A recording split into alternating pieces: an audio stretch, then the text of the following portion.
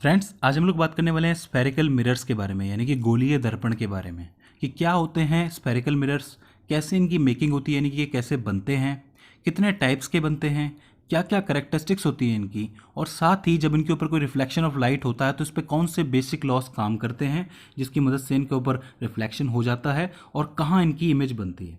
Right. So friends, चलिए इनकी बात शुरू करते हैं। तो सबसे पहले अगर हम लोग बात करें the making of spherical mirrors की, तो मैं आपको बता दूं कि इनकी जो मेकिंग है वो बेसिकली बहुत इजी है। एक हॉलो स्फेयर, यानी कि एक कांच का ऐसा गोला जो कि अंदर से खोखला है, उसका एक पार्ट काट के ये बनाए जाते हैं। मतलब ये हुआ कि मान लीजिए आपके पास एक हॉलो स्फेयर है या हॉलो शेल है जो कि बिल्कुल गोल है, ठीक है। यहाँ पर इसका सेंटर है, इसकी इतनी रेडियस है, राइट। अब इस पार्ट को, इस कोने वाले पार्ट को, साइड वाले पार्ट को अगर मैं काट दूंगा तो कटने के बाद ये कुछ ऐसा दिखेगा, राइट। इसकी दो साइड्स हमें नज़र आ रही हैं। एक जो साइड है वो थोड़ी सी बाहर निकली हुई है, फूली हुई है, और एक जो साइड है वो अंदर से प्रेस्ड है, यानी कि धसी हुई है, राइट। तो इस तरीके से ये हिस्सा निकला है। अब आप पे डिपेंड करता है कि आप इसको कैसा स्फेरिकल मिरर बनाना चाहते हैं। कैसे? देखिए, अगर मैं इस स्फेयर के कटे हुए पार्ट को बाहर से, यानी कि जो उभरा हुआ हिस्सा है, इसको यहाँ पे पॉलिश कर दूँ और अंदर का हिस्सा ऐसे कैसे छोड़ दूं, तो बाहर वाला हिस्सा तो पॉलिश्ड हो जाएगा और अंदर वाला हिस्सा ऑटोमेटिकली बन जाएगा रिफ्लेक्टिंग। ठीक है। तो ऐसा जो हमारा स्फेरिकल मिरर्स बना, इसको आप लोग कहेंगे कॉनकेव मिरर, यानी कि हिंदी में अवतल दर्पण। इसको मैं अपने तरीके से कहता हूँ, ये केव है, केव यानी कि गुफा। अब ये थोड़ा सा अंदर धसा हुआ है, अंदर थोड़ी सी एक छोटी सी गुफा है, तो मैं इसको इस तरीके से कॉनकेव मिरर कहता हूँ, ये मेरा तरीका है। तो ये कॉनकेव मिरर यानी कि अवतल दर्पण ऐसे बना। बाहर का जो हिस्सा है वो पॉलिश्ड है, अंदर वाला जो हिस्सा है धसा हुआ, वो हमारा कहलाएगा रिफ्लेक्टिंग। यानी कि यहाँ पर जो भी लाइट वेव पड़ेगी या जो भी लाइट की रे पड़ेगी, एक्चुअली वेव नहीं कहना चाहिए मुझे, ये रे ऑप्टिक्स है, तो वो जो है रिफ्लेक्ट होकर के निकल जाएगी, राइट। तो इस तरीके से बनता है हमारा कॉनकेव मिरर।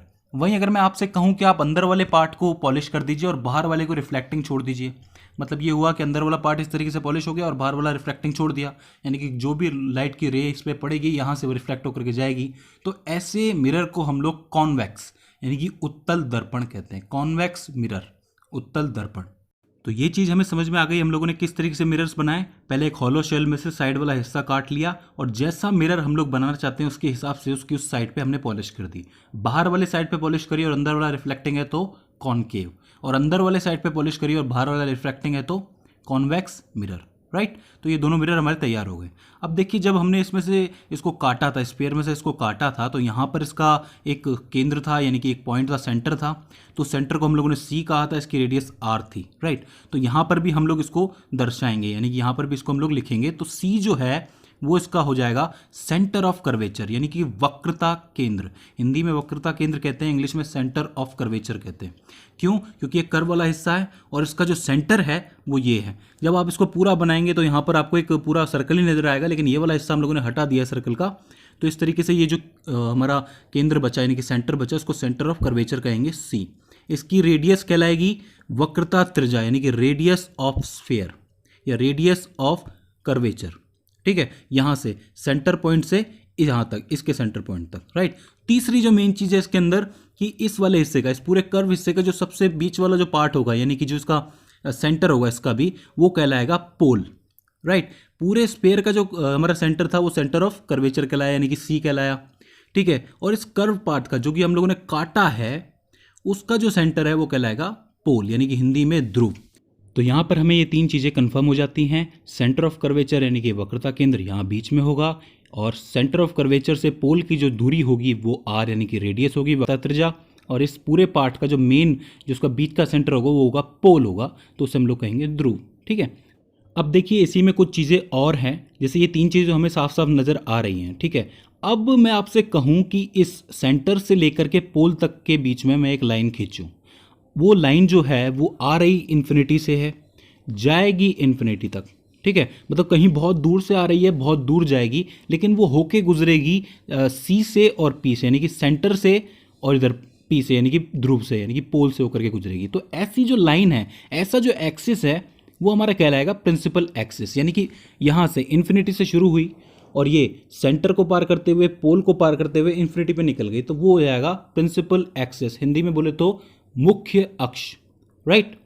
तो यहाँ पर ये थी एक चौथी चीज़, इसको आपको याद रखना है। अब देखिए इस कर्व पाथ को, देखिए इस कर्व पाथ में यहाँ से इसके एक पॉइंट से इसके लास्ट पॉइंट तक अगर मैं एक लाइन खींचूँ तो यानी कि इतनी एंट्री है, मतलब ये इतने एरिया तक आने वाली जो भी लाइट है, मतलब इस इतने एरिया में जितनी भी लाइट्स आएंगी वो ये ग्रहण कर सकता है, यानी कि ले सकता है। तो इस एरिया को हम लोग कहेंगे इसका दरवाज़ा। दरवाज़ा यानी कि अपर्चर, यानी कि हिंदी में कहूँ तो द्वारक जिसको आप कहते हैं। इससे ऊपर जो भी लाइट जाएगी वो एक्सेप्ट नहीं करेगा ये, या नीचे कोई लाइट जाएगी वो भी एक्सेप्ट नहीं करेगा।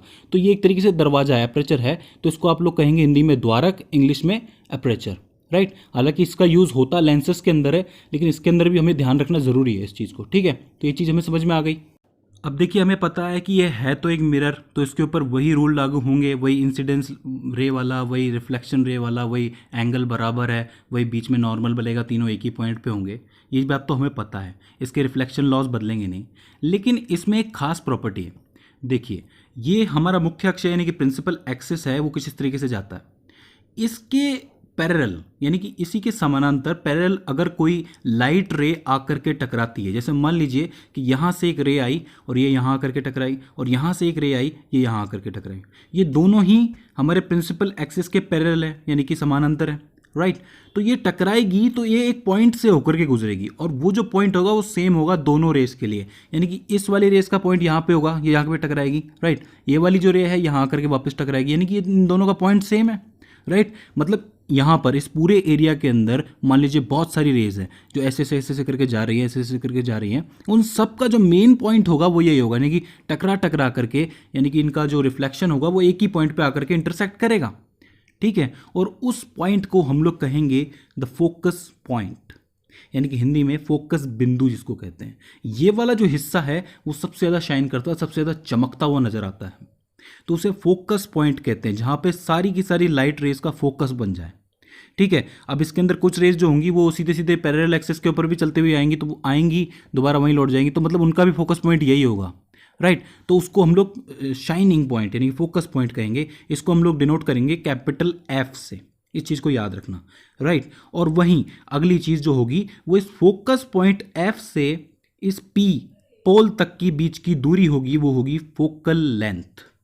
अब देखिए ये जो फोकस पॉइंट है अपने अपने हिसाब से बदलता भी रह सकता है, वो हम लोग कैसे होगा वो तो हम इमेज फॉर्मेशन में, इमेज ट्रेसिंग के अंदर देख लेंगे किस तरीके से आप इस चीज़ को पता करेंगे कि फोकस पॉइंट कहाँ होगा।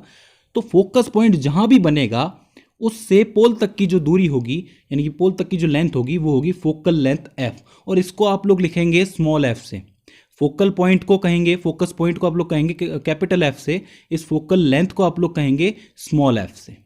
तो यहाँ पे हमें कितनी चीज़ें समझ में आ गई। सबसे पहले सेंटर ऑफ कर्वेचर यानी कि सी, उसके बाद रेडियस ऑफ कर्वेचर यानी कि आर, उसके बाद पोल हमें समझ में आया, उसके बाद प्रिंसिपल एक्सिस समझ में आया, उसके बाद अपर्चर समझ में आया, फिर हमें समझ में आया फोकस पॉइंट कहाँ होता है, मतलब सभी की सभी रेज जो है जो कि पैरेलल चलती है प्रिंसिपल एक्सिस के, वो आकर के एक पॉइंट पे मिलती है, उसे फोकस पॉइंट कहते हैं, ठीक है। और फिर फोकस पॉइंट से पोल तक की जो दूरी होती है वो फोकल लेंथ एफ होती है।